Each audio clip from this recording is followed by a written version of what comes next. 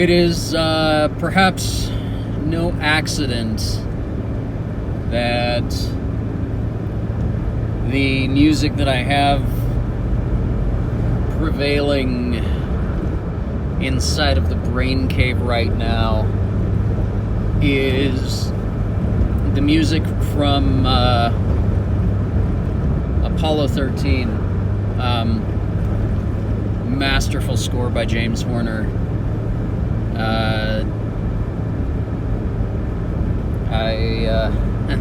I personally think he should have won the Oscar for that one. Just on a aesthetic, not to detract at all from the music from Il Postito that won that year.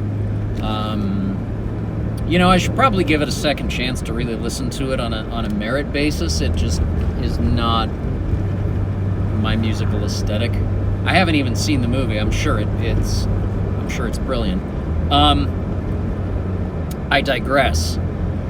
The music I have in my head right now is from the scene where Apollo 13 has come rocketing back into the Earth's atmosphere. A incredibly triumphant melody line played on a solo trumpet.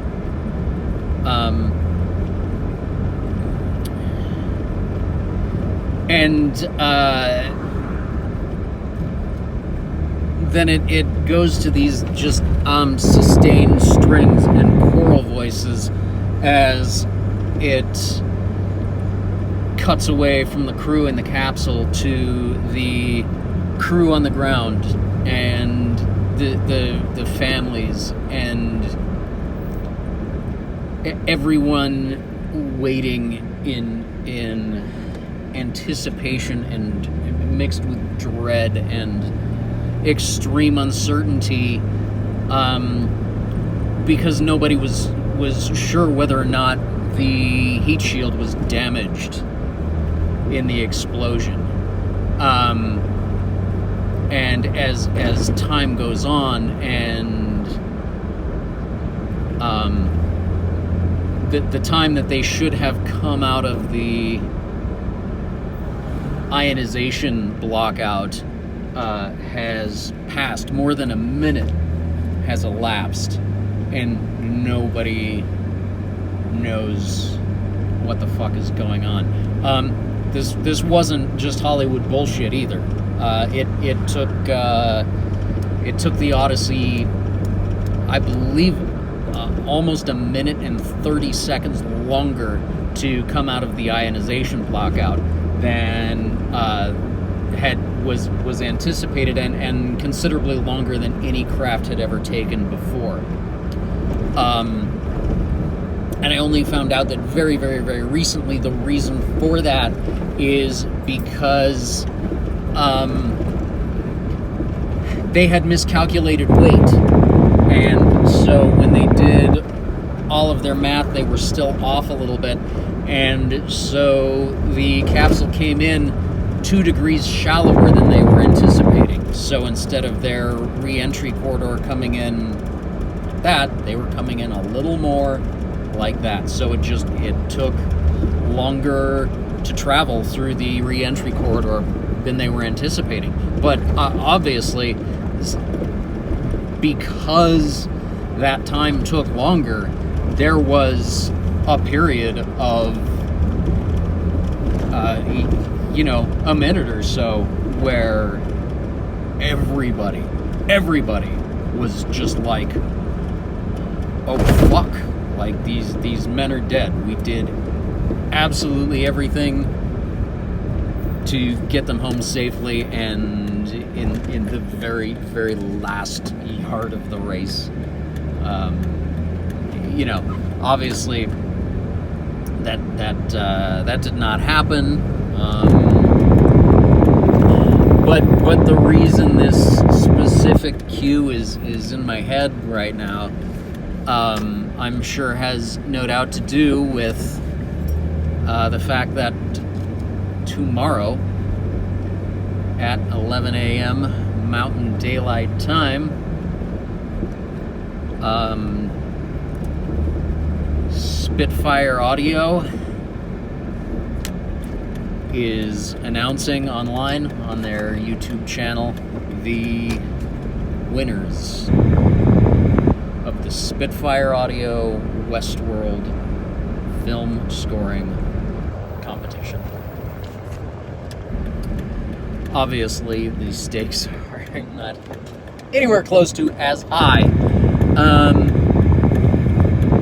Nonetheless, I will not lie. My heart is in my throat here.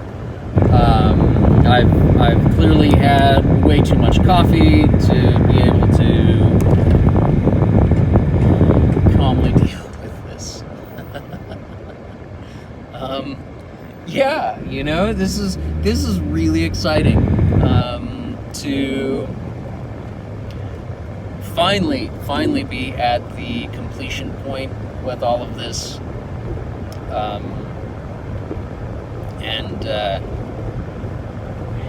You know, God, I have no idea how many thousands of entries there were into this thing.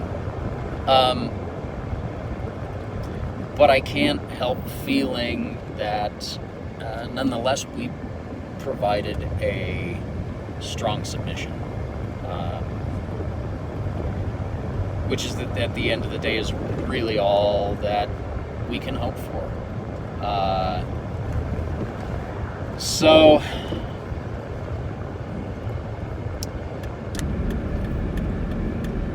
I hope I can get this submitted. It's probably not going to be a ton of notification. This may very well be the first live video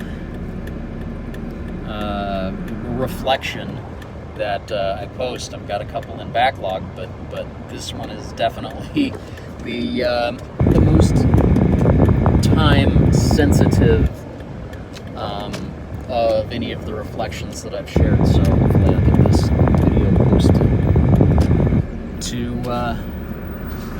to our channel within the next little bit. And if you're watching it, probably gonna be like, yeah, you did get it posted. Get an editor, you fool.